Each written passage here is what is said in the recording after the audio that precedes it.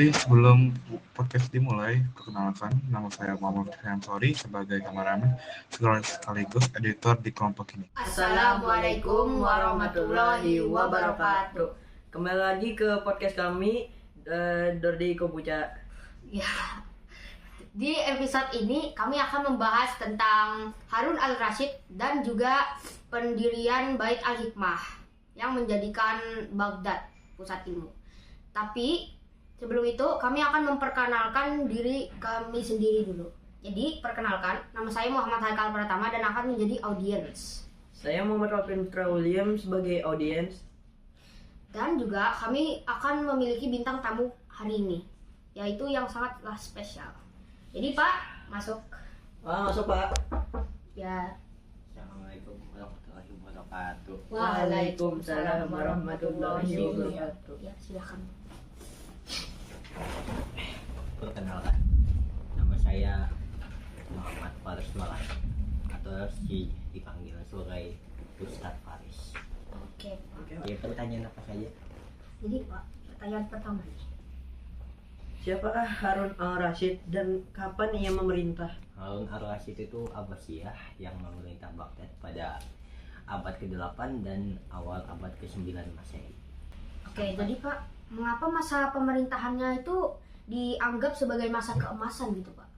Itu dikarenakan dia yang membuat Bait al-Hikmah, perpustakaan terbesar atau dipanggil sebagai rumah kebijaksanaan. Jadi apa saja kemajuan yang terjadi di Baghdad pada masa Harun al-Rasyid Pak? Kemajuan pengembangan ilmu pengetahuan seperti contohnya MTK karena Al-Khawarizmi Bapak Al-Jabar yang mengembangkan ilmu MTK kita jadi lebih advance, bahkan sampai sekarang masih dipakai rumusnya. Oh iya Pak. Oke, jadi Pak, tujuan awal dari pendirian Bait al-Hikmah itu apa ya Pak? Tujuan awalnya Harun al-Rasyid dalam membuat Bait al-Hikmah itu adalah digunakan sebagai pusat ilmu pengetahuan gitu loh. Simpannya pengetahuan di dalam situ. Iya Pak. Jadi dari budaya atau peradaban mana saja itu karya ilmiah diterjemahkan di Bait al-Hikmah? Beberapa ada di Yunani, ada juga yang di Persia dan ada juga yang di India. Oke, jadi Pak bisa menyebutkan ilmuwan besar yang pernah berkarya di Bait al-Hikmah, sebutkan yang Bapak tahu. Kalau yang saya tahu sih cuman ada satu, Al-Khawarizmi, yaitu Bapak Al-Jabar gitu, pengembang MTK. Jadi Pak, pengaruh Bait al-Hikmah terhadap perkembangan ilmu di dunia itu apa Pak? Pengaruhnya ya. Ya. Menurut saya berefek banget sih karena kebanyakan pengetahuan kita tuh dari Bait al-Hikmah sendiri, dari sejarah-sejarahnya tuh, dan bahkan pengetahuan MTK kita gitu datang dari Bapak Al-Khawarizmi gitu, bapaknya Al-Jabar. Jadi apa yang terjadi pada Bait al-Hikmah saat terkena invasi Mongol gitu? Jika coba saya ingat-ingat, yang terjadi itu adalah Bait al-Hikmahnya hancur gitu karena Harun al-Rasyidnya tuh tidak ada cara lagi gitu, hancur gara-gara taktik guerrilla gitu. Jadi bagaimana warisan Harun al-Rasyid masih berpengaruh hingga sekarang? Masih berpengaruh karena Bait al-Hikmah sendiri itu adalah perpustakaan, jadi semua pengetahuan di dunia itu disimpan di situ gitu. Jadi itu semua pertanyaan kami ya Pak. Ya. Siap. Jadi Bapak tuh meresearch itu seberapa lama Pak?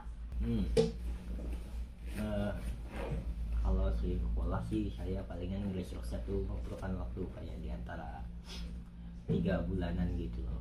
Oh iya Pak, lama ya Pak? Ya, Jadi lama Pak, banget gitu. Bapak nge-researchnya ini di mana gitu Pak? Mana ya?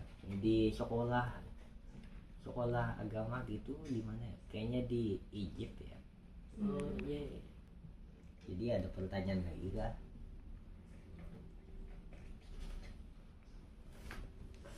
Oh iya Pak, kayaknya sih semua pertanyaan kami sudah terjawab Pak. Jadi ini saatnya kita melakukan penutupan Pak. Ya, jadi wassalamualaikum warahmatullahi wabarakatuh. Assalamualaikum warahmatullahi wabarakatuh. Ini Dengan Ini dengan Muhammad Alvindra William dan Muhammad Heral Pratama. Kami akan menutup podcast kali ini.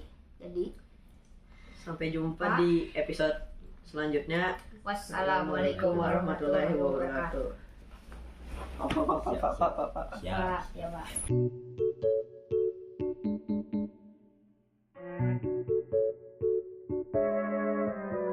Assalamualaikum warahmatullahi wabarakatuh.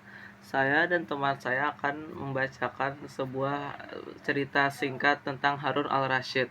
Harun al-Rasyid sebagai Khalifah Abbasiyah pernah menyamar untuk melihat rakyatnya. Ia bertemu lelaki tua yang anaknya dipenjara karena menjatuhkan batu ke rumah Khalifah. Harun al-Rasyid membebaskan anak itu dan memberikan uang kepada lelaki tua sebagai ganti rugi, menunjukkan keadilan dan kebijaksanaannya.